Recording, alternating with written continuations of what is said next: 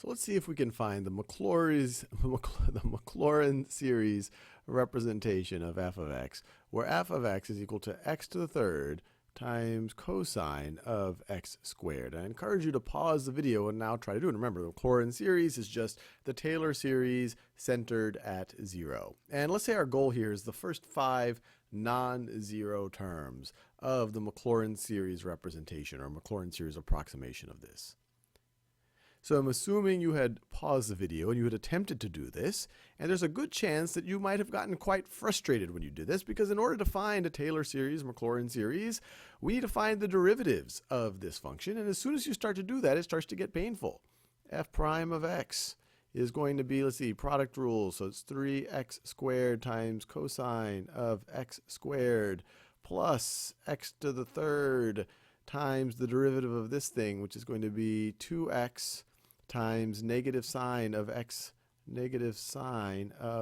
squared. So just that was pretty painful, but it's only going to get more and more painful as we take the second and third and fourth derivatives. We might have to take more because some of these terms might end up being zeros because we want the first 5 non-zero terms. So the second derivative, this is going to be painful.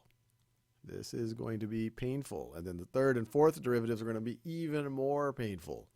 So what do we do here? You could just do this and just evaluate them each at 0 and then use those for our coefficients, but you're probably guessing correctly that there's an easier way to do this.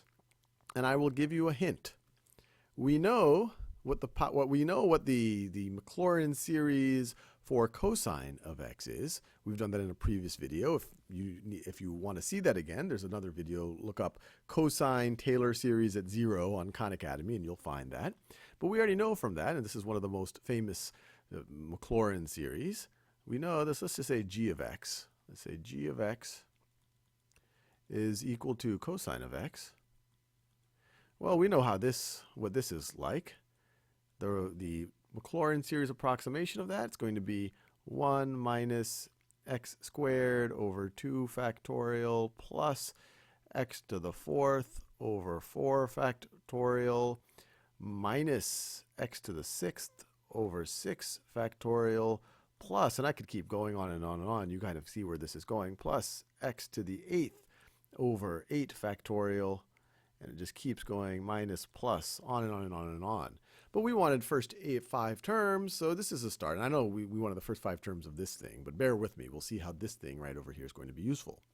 So now that I've given you a little bit of a reminder on the Maclaurin series representation of cosine of x, my hint to you is, can we use this to find the Maclaurin series representation of this right up here?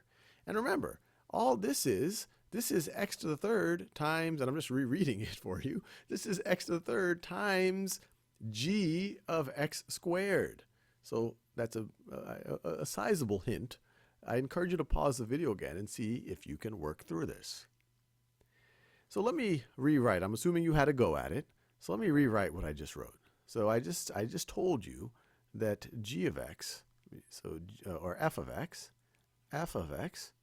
if I want to write it as, I guess you could say as a function, or if I want to construct it using g of x, I could rewrite it as x to the third times, instead of cosine of x squared, that's the same thing as g of x squared. So x to the third times g of x squared.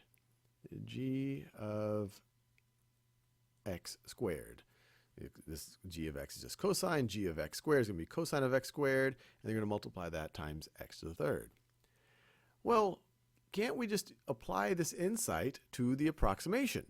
And you might be asking that question. And my answer to you is yes, you absolutely can.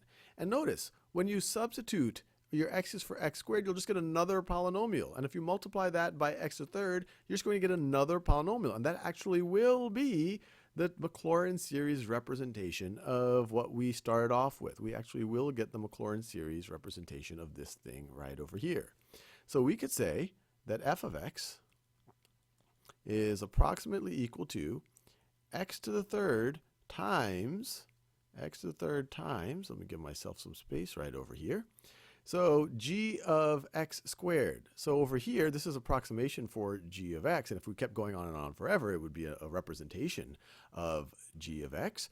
So every place where we see an x, let's replace it with an x squared. So this is going to be 1 minus, so x squared squared is x to the fourth over 2 factorial, which is really just 2, but I like to put the factorial there because you see the pattern, plus, if our x is now x squared to the 4th power is x to the 8th power over 4 factorial, minus x squared to the 6th power is x to the 12th over 6 factorial, and then plus x squared to the 8th is x to the 16th power over 8 factorial.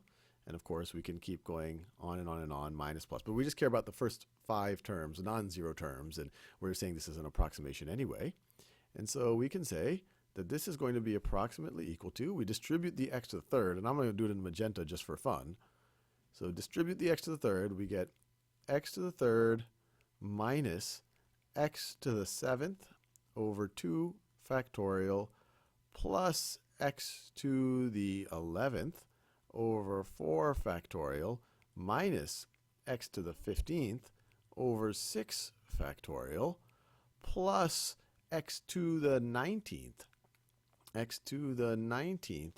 over 8 factorial. So that's the first 5 non-zero terms, and we are done. And when you actually see what we got, you realize it would have taken you forever to do this by, I guess you could say, by brute force, because you would have had to find the 19th derivative of all of this madness. But when you realize that, hey, gee, if I can just re-express this function as essentially an x to a power times something that I know the Maclaurin series of, especially, well, if you view it this way, if I can rewrite, let me say it in a less confusing way.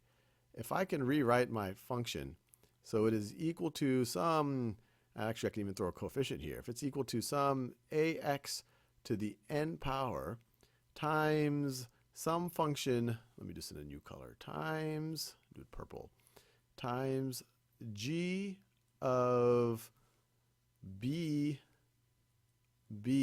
x to some other power, where I can fairly easily, without too much computation, maybe I already even know, if I know the Maclaurin series representation of g of x, if I know what g of x is going to be, then I can do exactly what I did just in this video. I find the Maclaurin series representation for g.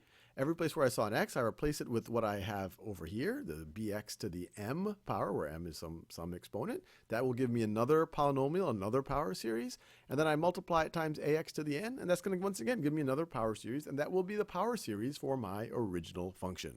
Very exciting.